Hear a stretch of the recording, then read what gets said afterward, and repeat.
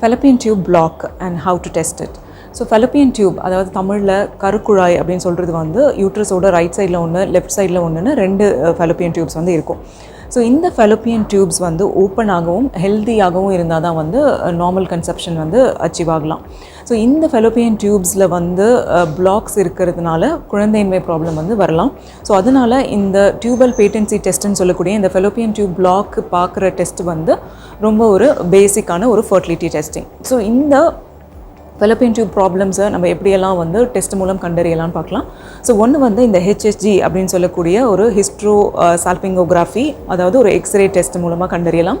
அடுத்ததாக ரெகுலராக பண்ணுற ஸ்கேன்லேயே நம்ம வந்து சலைன் செலுத்தி சலைன் சால்பிங்கோகிராஃபி அதன் மூலமாகவும் டெஸ்ட் பண்ணலாம். இது இல்லாமல் ஒரு கோல்ட் ஸ்டாண்டர்ட் டெஸ்ட் வந்து laparoscopy. So laparoscopy and tie test மூலமாகவும் நம்மளால் ஃபெலப்பியன் டியூப் ஹெல்த்தை வந்து ஐடென்டிஃபை பண்ண முடியும்.